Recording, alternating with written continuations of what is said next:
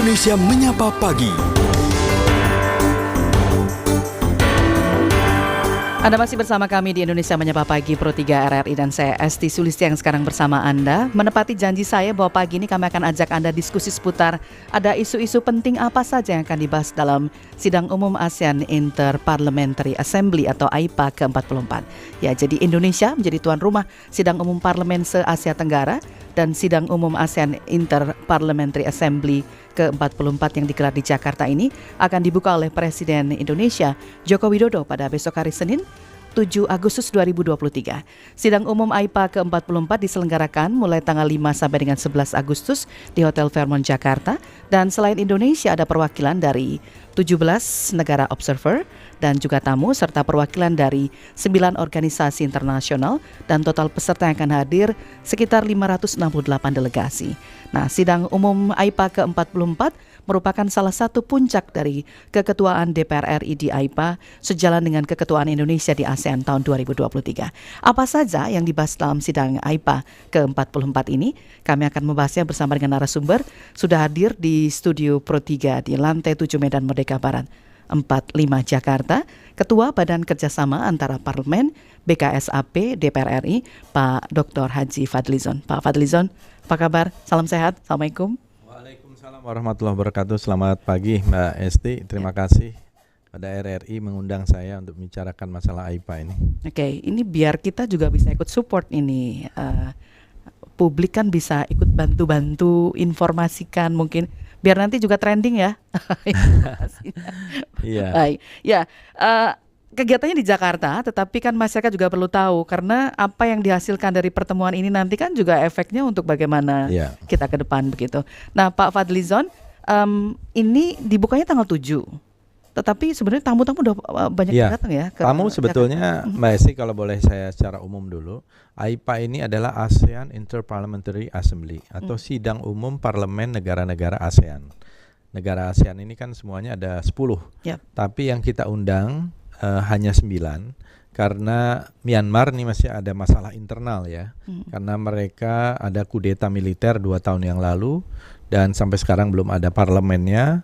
Dan kita juga menginginkan mereka itu mengimplementasikan apa yang disebut sebagai 5-point consensus karena banyak sekali korban dan kekerasan di sana. Nah, selain itu tadi disebut juga ada 20 negara sebetulnya observer, tapi yang datang kurang lebih sekitar 18 plus 3 negara lain. Jadi hampir semua negara yang menjadi observer ini adalah negara-negara yang mempunyai satu tertarikan untuk bekerja sama dengan negara-negara ASEAN dengan AIPA. Misalnya tentu Parlemen Eropa, Amerika, ada delegasi dari Rusia, ada delegasi dari Ukraina, delegasi dari Turki, dari Cina, RRC, dari Jepang, Korea, dan lain-lain. Jadi kalau kita lihat mereka sangat antusias karena ASEAN ini jumlah penduduknya cukup besar, yaitu lebih dari 600 juta. Uni Eropa saja sekitar 450 juta. Jadi mereka melihat ini adalah satu kawasan yang sangat strategis, kawasan yang sangat penting. Karena itu sidang parlemen dari AIPA ini mendapatkan perhatian yang cukup besar. Ya. Tentu dari sisi pemerintah ada KTT ASEAN, dari sisi parlemen ada AIPA. Nah, keketuaan Indonesia, presidensi Indonesia di AIPA ini sudah dimulai dari tahun lalu sebenarnya, sejak kita serah terima dari Kamboja, dan kita sudah mengadakan sejumlah kegiatan, antara lain itu sidang namanya tuh ASEAN AIPA Interface Dialogue. Ini dialog dengan para pemimpin ASEAN di Labuan Bajo pada pertengahan Mei kemarin ini. Kemudian juga ada yang namanya AIPA Code. AIPA Code ini adalah Advisory Council on Dangerous Drugs, ini tentang narkoba, karena ini menjadi masalah juga di kawasan Asia Tenggara, dan kita membuat satu resolusi, waktu itu pertemuannya di Lido, di Bogor. Lalu juga ada Women Parliamentarians yang diselenggarakan di Padang, dan ada Young Parliamentarians, ada juga pertemuan-pertemuan lain termasuk yang dilakukan di Vietnam. Jadi kita melihat ini ada satu rangkaian dan inilah puncaknya yang ada di Jakarta besok ini, mulai dari 5 sampai 11 lah kurang lebih. Jadi hari ini juga ada rangkaian kegiatan. Persiapan kedatangan delegasi ini sudah dari 2 hari yang lalu datang Ketua Parlemen Malaysia, kemarin saya juga menjemput Ketua Parlemen Vietnam, lalu hari ini juga banyak datang delegasi dan kita akan memulai pertemuan eksekutif atau eksekutif committee meeting dan lalu akan dibuka oleh Presiden. Jadi di AIPA ini biasanya sangat padat sekali karena yang akan dibicarakan tuh isu-isu aktual, isu-isu strategis di kawasan Asia Tenggara. Ada ketua-ketua parlemen biasanya diberikan waktu masing-masing negara ASEAN itu 7 menit.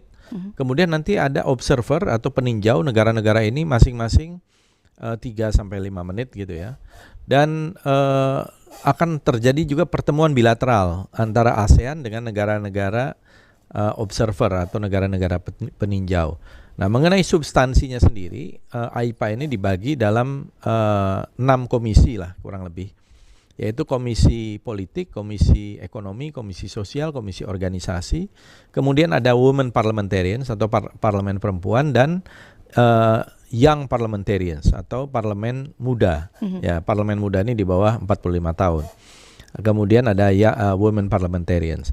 Nah, di komisi-komisi ini yang akan dibahas, misalnya di Indonesia sendiri mengajukan sekitar 6 draft resolusi paling banyak lah. Yep. Ya, di bidang politik 2, di bidang ekonomi, di bidang sosial, kemudian di women parliamentarians ya, dan lain-lain. Jadi tentu akan ada topik-topik yang menarik ya, yang akan dibicarakan di bidang politik misalnya. Ini tentang keamanan yang sustainable di kawasan Asia Tenggara. Karena kita melihat ada satu tensi, misalnya tentang Laut Cina Selatan dan lain-lain. Lalu persoalan perdamaian di Myanmar, sudah lebih dari 6.000 orang yang meninggal dunia akibat kekerasan di sana. Dan pemerintahan junta militer yang udah 2 tahun berkuasa, itu juga masih berkuasa dan masih banyak melakukan tindakan-tindakan kekerasan yang merupakan pelanggaran hak asasi manusia. Belum lagi persoalan pengungsi Rohingya yang jumlahnya sekarang lebih dari 1 juta orang. Sekarang mereka ada di perbatasan Bangladesh. Oke, dari 6 draft resolusi ini tadi 2 politik ya? Ya. Oke, kemudian apa lagi Pak? Ekonomi. Oke. Kemudian sosial. Lalu ada juga tentang women parliamentarians dan yang terakhir itu tentang kepemimpinan, yaitu kepemimpinan perempuan ya, dan yang satu lagi tentang kepemudaan. Jadi kita mengusulkan resolusi mengenai penguatan keterlibatan generasi muda dalam pembangunan inklusif, transformasi ekonomi, partisipasi yang demokratis. Jadi kita ingin orang muda itu terlibat dari awal gitu ya, untuk satu proses demokrasi dan keparlamentarian. Kalau perempuan ya sudah semakin kuat, jadi kita berharap ada satu parlemen yang responsif gender responsif gitu ya. Karena kita melihat bahwa keterlibatan perempuan di parlemen ini sangat penting, terutama terkait dengan isu-isu yang gender sensitif. Nah, kalau mengenai politik tadi, kita mengusulkan upaya memelihara stabilitas, keamanan, perdamaian di kawasan. Lalu yang kedua di bidang politik juga ada 2 resolusi di sini tentang menciptakan perdamaian berkelanjutan di Myanmar.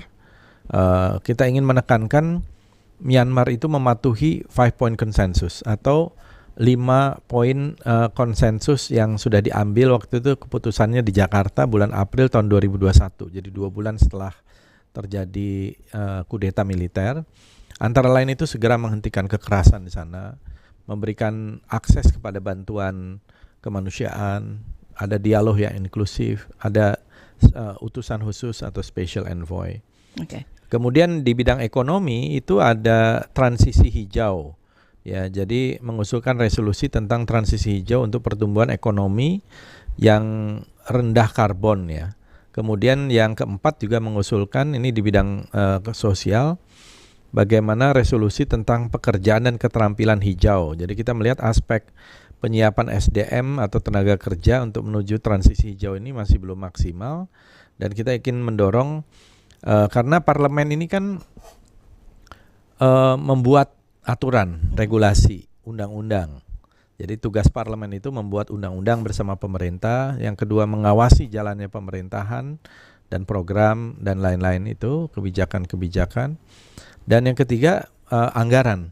Jadi yang namanya parlemen ya dalam hal ini di DPR kalau di Indonesia ya itu mewakili rakyat. Ya. Nah, pemerintah menjadi eksekutornya. Jadi kalau sudah ada diplomasi pemerintah lewat KTT ASEAN, kalau yang ini diplomasinya diplomasi parlemen. Diplomasi parlemen, dan diplomasi parlemen ini adalah bagian dari multi track diplomasi, ada yang bilang begitu, tapi ada juga yang mengatakan ini sebenarnya first track diplomasi atau diplomasi track pertama yang memang kalau kita lihat sangat penting gitu karena lebih luas ya, dan banyak juga negara itu kan sistemnya parlementer di mana mereka pemerintahan juga parlemen. Jadi kalau kita lihat diplomasi parlemen ini ada nomenklaturnya dan ada organisasi internasionalnya ya, seperti kalau pemerintah itu Perserikatan Bangsa-Bangsa, kalau parlemen itu ada IPU, Interparliamentary Union, yang pusatnya juga di Jenewa. Di tingkat ASEAN inilah yang namanya AIPA, padanannya dengan ASEAN. Oke. Artinya kan sebenarnya melalui AIPA ke-44 ini bisa dibilang sebagai acara bergengsi, ini kesempatan untuk menunjukkan bagaimana kepemimpinan DPR RI di panggung internasional, Pak Fadlizon. Maka dari 6 resolusi ini, kalau resolusi kan ketika misalnya ada negara yang tidak menyetujui, maka resolusi itu gagal. Bagaimana Anda dan kawan-kawan berusaha untuk memperjuangkan resolusi ini bisa goal semua ini, Pak? Itulah melalui satu dialog, diskusi, mungkin perdebatan. Saya sendiri kan waktu saya masih wakil ketua DPR itu juga memimpin delegasi AIPA ini hampir setiap tahun ya, selama 5 tahun berturut-turut. Melakukan perdebatan yang cukup alot waktu itu. Nah, kalau sekarang kita 2 tahun kita di AIPA itu ada dilakukan secara virtual ya karena pandemi COVID. Baru tahun lalu di Kamboja kita duduk lagi bersama, dan Indonesia kebetulan juga sudah mengajukan misalnya yang paling sensitif itu isu soal Myanmar. Tetapi ya alhamdulillah akhirnya melalui satu diskusi yang cukup panjang dan masukan-masukan dari rekan-rekan parlemen ASEAN lainnya, draft resolusi Indonesia itu diterima menjadi resolusi untuk pertama kalinya gitu. Kita mau dudukkan. Dan juga isu kawasan lain itu tentang keamanan di Laut Cina Selatan. Itu juga diterima pada tahun lalu. Nah, sekarang kita ingin mengajukan satu resolusi follow up dari hal ini.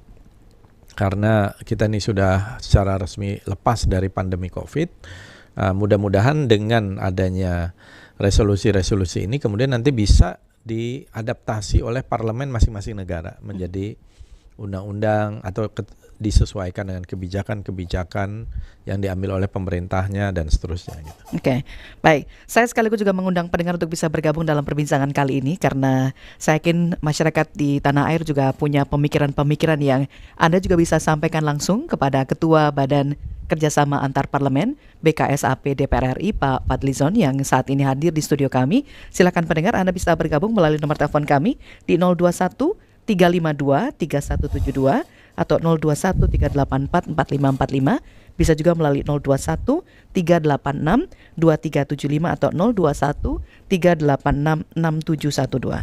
Yang ingin bergabung melalui WhatsApp, Anda juga bisa kirimkan komentar Anda ataupun pertanyaan Anda melalui 081 399 399 888. Nah, DPR sudah membuktikan beberapa bentuk keberhasilan karena tadi sempat disinggung juga ada IPU, kemudian ada juga kegiatan yang digelar dalam rangkaian menuju puncaknya ini.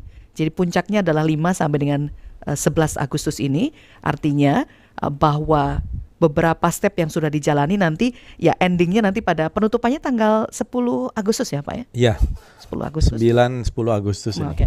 Baik, jadi beberapa kontribusi parlemen pada perdamaian ataupun pada isu-isu yang dibahas ini menjadi penting untuk kita diskusikan bersama. Kalau Anda ada masukan, silakan bergabung bersama kami. Kami akan kembali untuk membuka kesempatan bagi Anda bergabung melalui telepon selepas informasi yang berikut ini.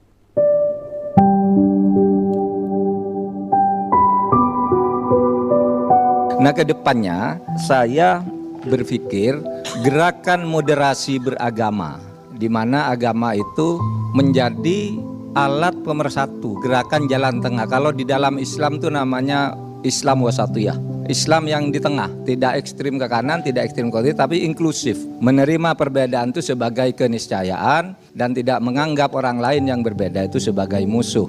Nah, istilah moderasi beragama dengan kata Islam wasatiyah ini oleh orang yang tidak paham betul itu dianggap wah Islam apa lagi tuh, Islam ya Islam gitu.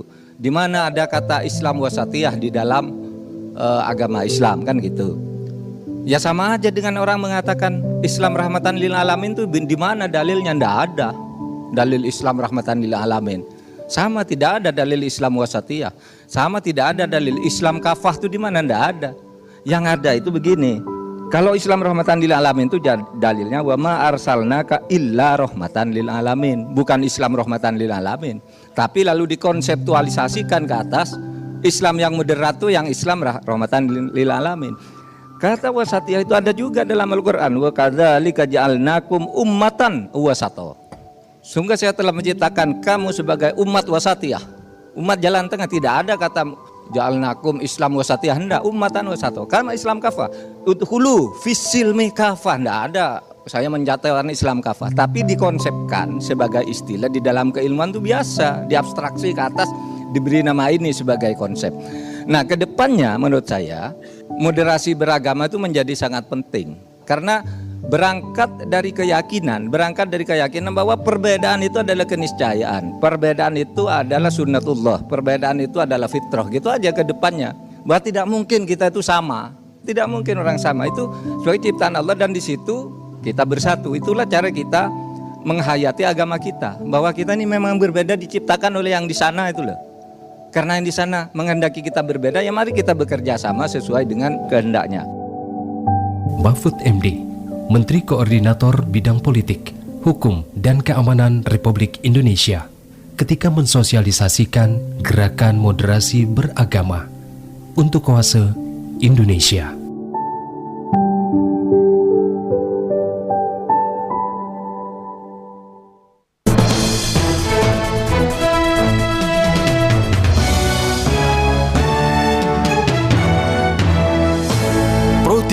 Jaringan Berita Nasional. Masih dalam dialog khusus membahas tentang isu penting dalam sidang umum ASEAN Interparliamentary Assembly atau AIPA ke-44. Jadi mungkin ini sudah nggak asing lagi ya, karena Pro 3 kami beberapa kali dalam beberapa kesempatan sempat menjelaskan kepada pendengar tentang bagaimana AIPA ke-44.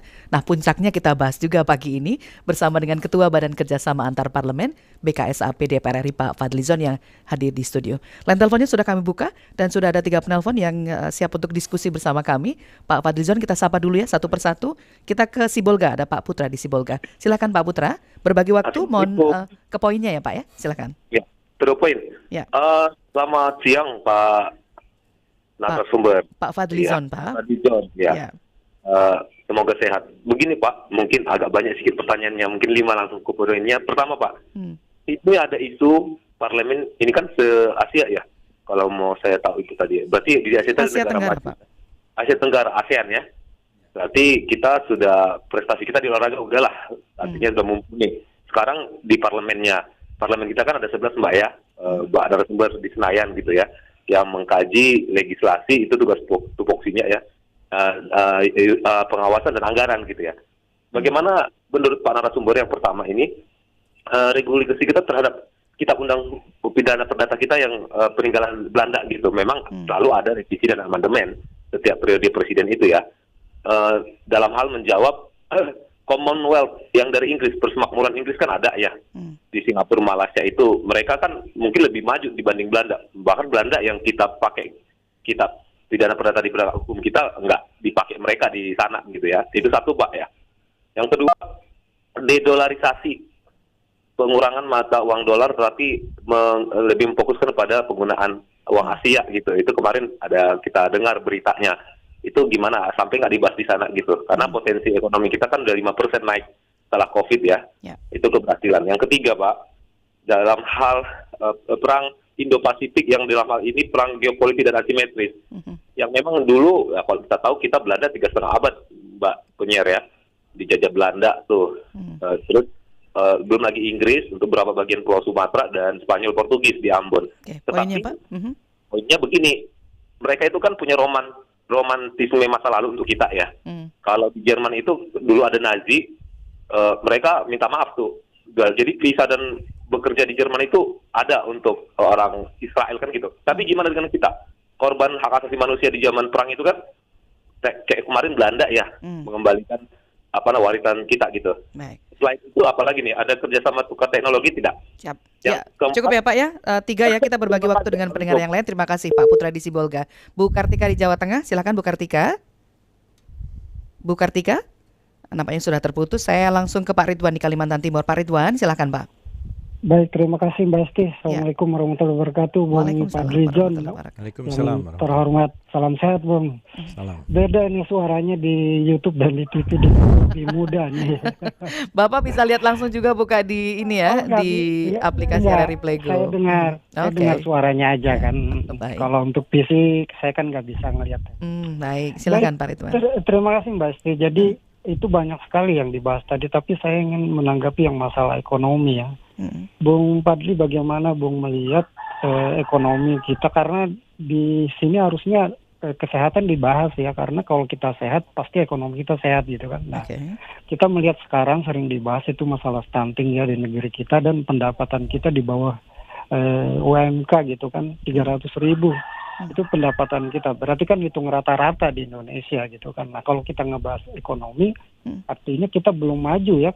Contohnya saja seperti Malaysia dan Singapura kan mereka sudah maju ya ekonominya, baik kesehatannya gitu. Nah, kalau memang dibahas di government ini, artinya role model pemikiran kita masih ya seperti dikatakan tadi, kita masih dalam jajahan, role model kita masih ngurus tentang kesehatan dan pengetahuan dan ekonomi saja gitu. Tidak kita memikirkan ke teknologi. Kemarin Mbak Esti juga kan mengatakan di teknologi kita kurang sekali gitu. Daya saing kita kurang. Nah mungkin bagaimana tolong dibahas itu. Baik. Terima kasih, salam sehat. Terima kasih, salam sehat. Waalaikumsalam. Lanjut ke Bali ya, ada Bu Ipung di Bali. Kami juga coba tampung dulu nih beberapa telepon, silakan. 0213523172, 0213844545. Bu Ipung, silakan Bu. Aduh, sayang sekali terputus. Anda bisa gabung kembali ya bersama kami. Pak Fadlizon, Ketua Badan Kerjasama Antar Parlemen, masih bersama kami sampai nanti menjelang pukul 11 waktu Indonesia Barat. 2 penelpon dulu, silakan ditanggapi Pak Fadlizon. Terima kasih Mbak Esti, Pak Putra dan Pak Ridwan di sini. Pak Putra lebih banyak hal yang saya kira di luar soal AIPA ya, tapi saya ingin tanggapi juga. Tentu soal regulasi terhadap aturan perundang-undangan kita dan lain-lain itu harus terus kita terbuka dan beradaptasi dengan perkembangan situasi. Nah, memang sudah menjadi wacana lama ya, kitab undang hukum kita itu perlu diperbaiki karena itu merupakan warisan kolonial dan tentu saja harus menyerap juga aspirasi masyarakat dalam hal ini. Jadi ini harus sesuai dengan perkembangan zaman, apalagi dari era yang tadinya analog menjadi digital, tentu berubah semua tatanan kehidupan kita. Jadi pada prinsipnya kita harus terus dinamis, beradaptasi dengan situasi dan kondisi terkait dengan penerapan regulasi termasuk penerapan hukum kita. Mengenai Indo-Pasifik, kawasan Indo-Pasifik ini menjadi perhatian dunia, sebagaimana tadi saya sampaikan, karena jumlah penduduknya sangat besar. Ya, kalau ditarik lebih kecil lagi dari Indo-Pasifik, ya kawasan ASEAN lah kita sebut. Itu lebih dari 600 juta, kemudian Indonesia sendiri dari 600-an juta itu kita sendiri sudah di atas 270 juta ya. Jadi bonus demografi kita ini besar, potensi pasar kita besar, resources kita, sumber daya alam kita nih luar biasa, hampir semuanya ada. Dan secara geopolitik ya kita juga strategis, geoekonomi ya geostrategik gitu ya semuanya.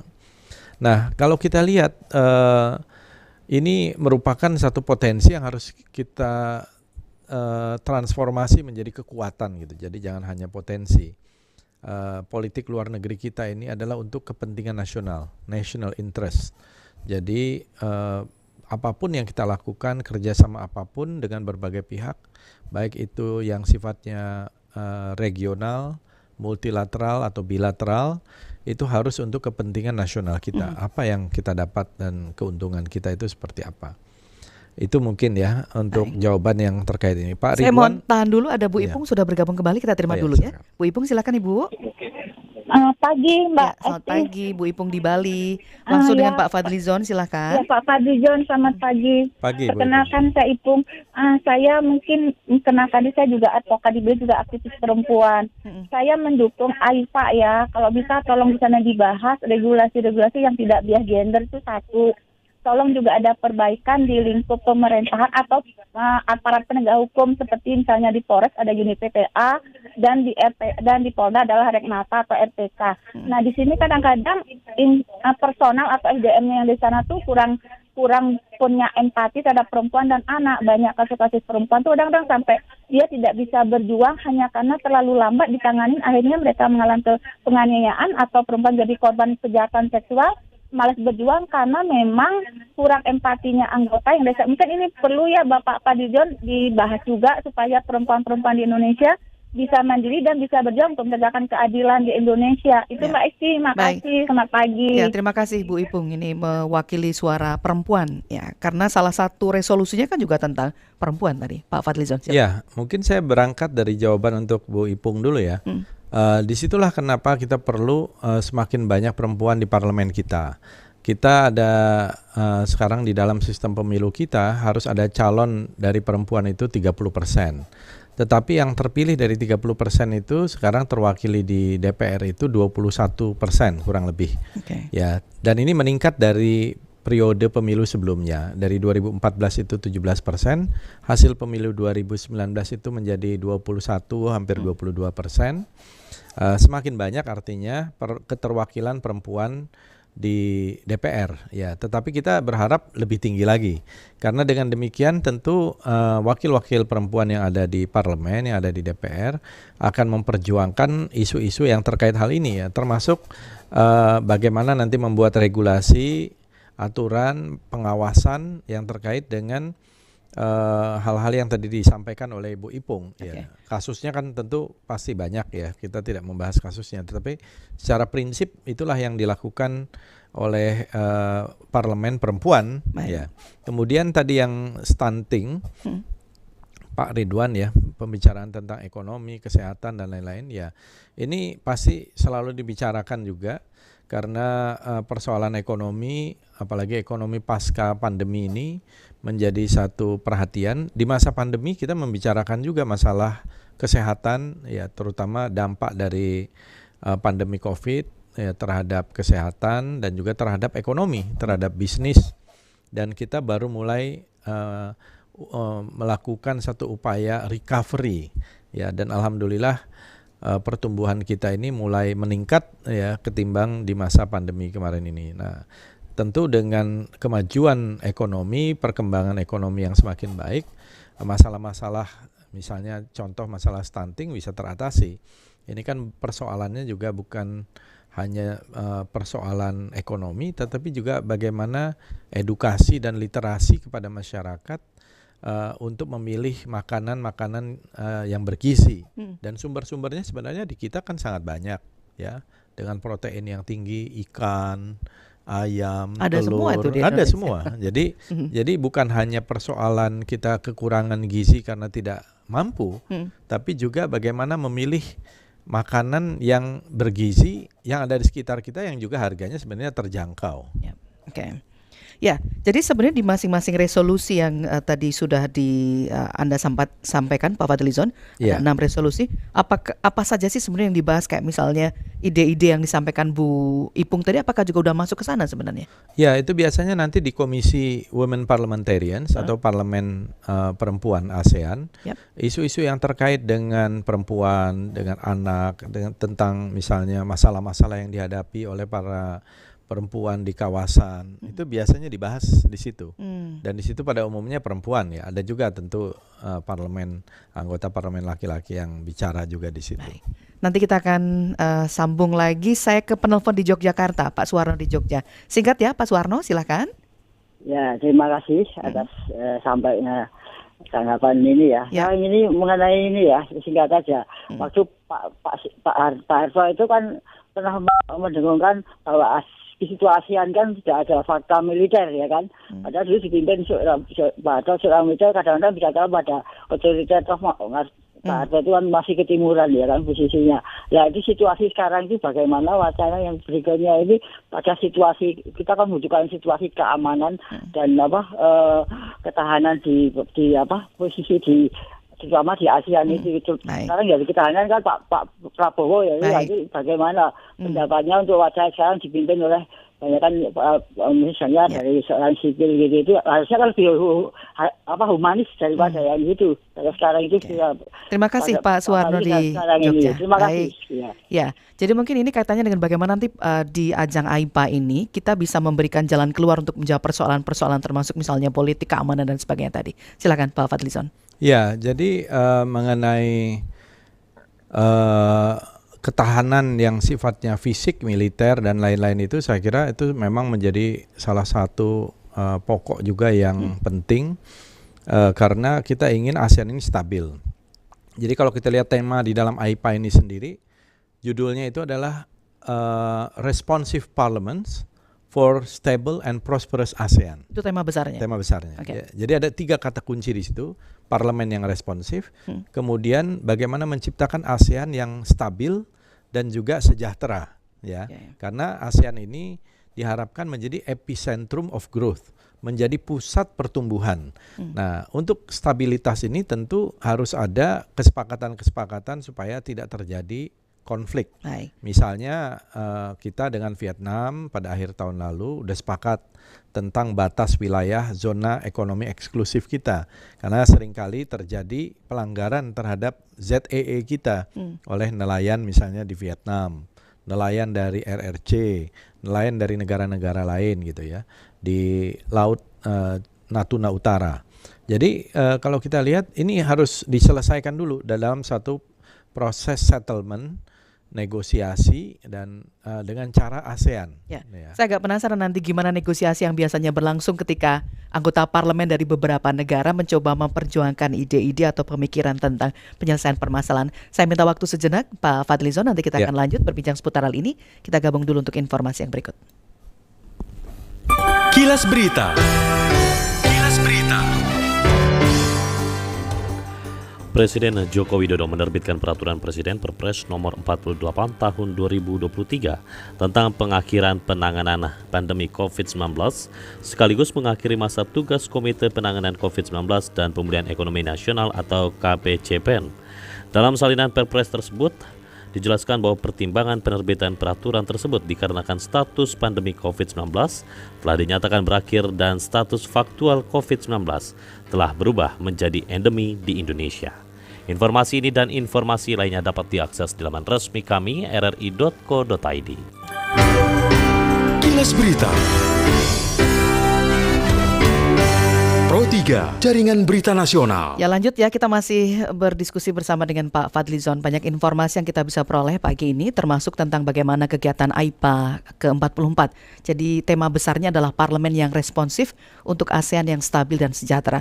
Tapi kan problemnya sebenarnya juga banyak isu-isu sensitif yang antar negara kadang intinya kita saling respect gitu, saling menghormati problem di masing-masing negara. Tapi bagaimana menyatukan keberagaman perbedaan kondisi negara, perbedaan pola pandang, cara pikir ketika parlemen bertemu. Seberapa seru ini biasanya? Apa ya istilahnya diskusi-diskusi itu berlangsung, Pak Fadlizon? Iya, sebagaimana di awal tadi saya katakan, parlemen itu biasanya lebih fleksibel karena kita mewakili rakyat kan. Jadi berbicaranya itu ya tentu lebih terbuka. Nah, kalau pemerintah mungkin ada lebih rigid, lebih teratur, lebih prosedural gitu ya.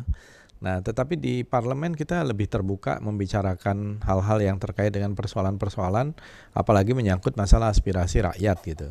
Jadi terkait hal-hal yang sensitif, saya kira kita juga menyadari bahwa perlu ada satu dialog yang lebih terbuka supaya persoalan itu selesai. Ya, kita misalnya walaupun di dalam keluarga besar ASEAN, tapi kan selalu saja ada masalah-masalah dengan negara tetangga kita, dengan batas, bahkan sengketa pulau atau perbatasan, itu biasa terjadi. Bahkan juga kita di kawasan Laut Cina Selatan itu ada sejumlah negara yang merasa bahwa wilayahnya itu diklaim oleh RRC, itu Nine Dash Line itu. Ya, dan ada pihak-pihak yang merasa dirugikan. Nah, dan positioningnya ini masing-masing negara ini bisa berbeda-beda. Ada yang pro, ada yang kontra. Nah, tapi pada dasarnya pasti akan memperjuangkan kepentingan nasional masing-masing ya. Oke, seperti kasus Myanmar misalnya, bentuknya seperti apa nanti kemudian solusi yang coba ditawarkan? Myanmar ini kita berharap ya mereka ini bisa menyelesaikan.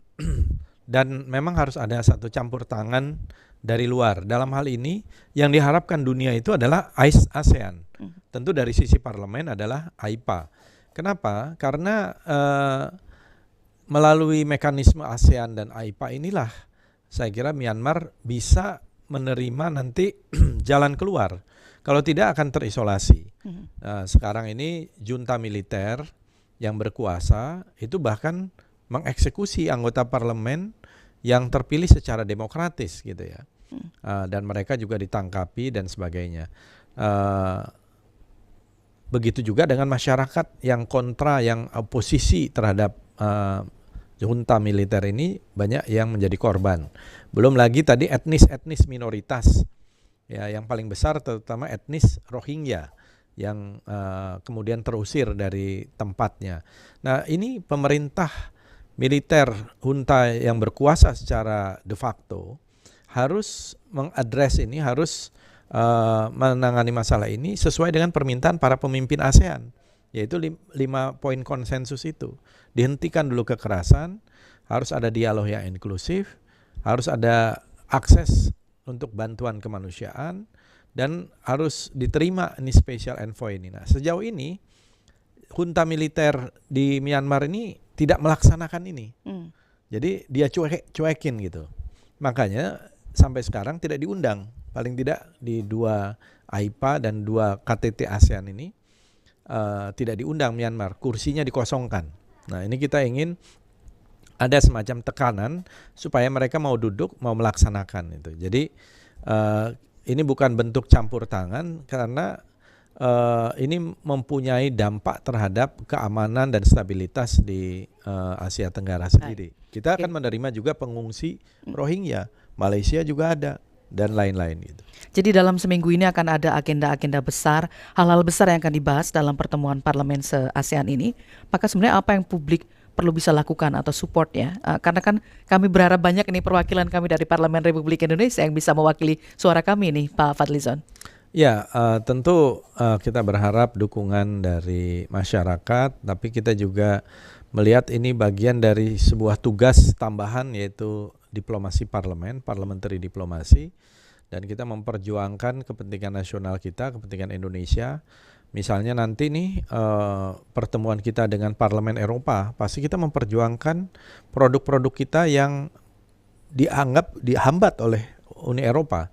Misalnya kelapa sawit, nikel, dan lain-lain. Kan tentu itu dampaknya secara umum pasti akan menyangkut juga kepentingan masyarakat, petani, pekerja, buruh, dan lain-lain ya. Dan kepentingan-kepentingan ekonomi yang besar lainnya.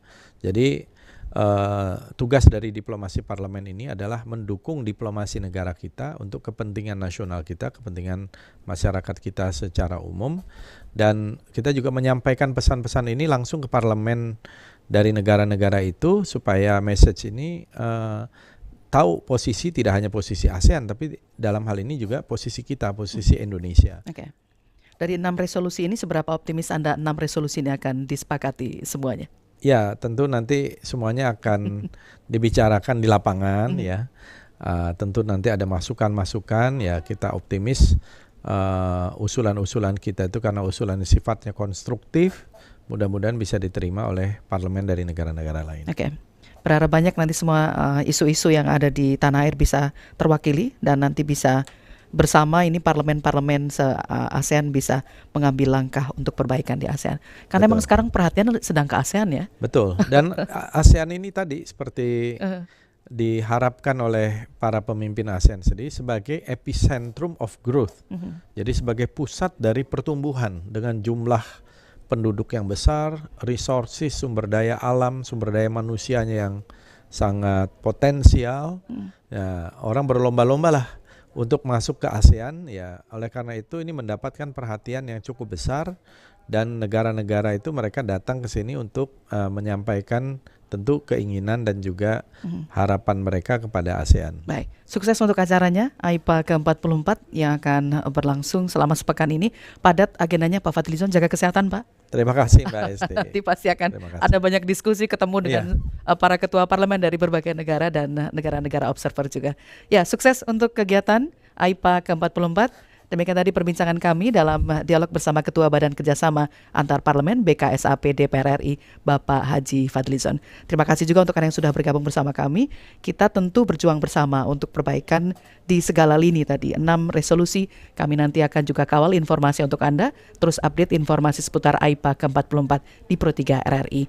Berikut lagu dari Iwan Fals sekaligus mengakhiri jumpa saya dengan Bang Fadlizon di pagi hari ini yang terlupakan untuk Anda. Terima kasih. Assalamualaikum.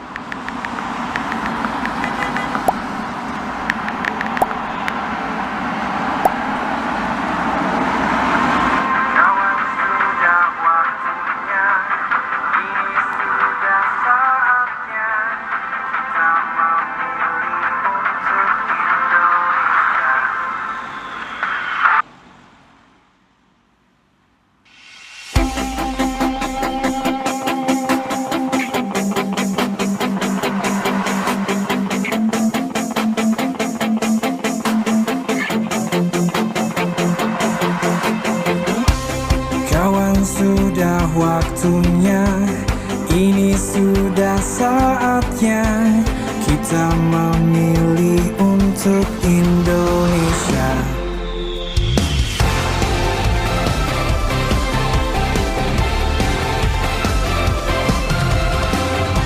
Menuju pemilih cerdas, kita bisa bersama.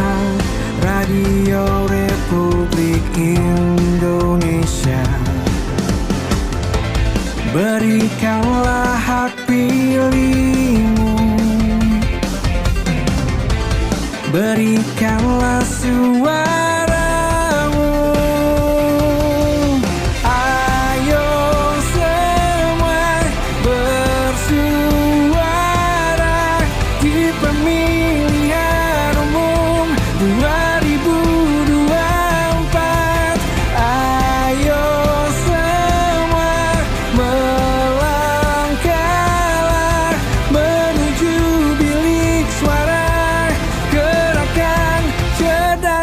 memilih,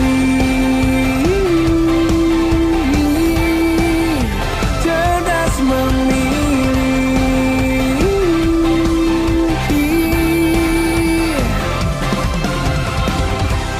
Ayo kawan semua, kini sudah saatnya memilih Indonesia. Berikanlah suaramu, tentukanlah pilihanmu. Ayo semua bersuara.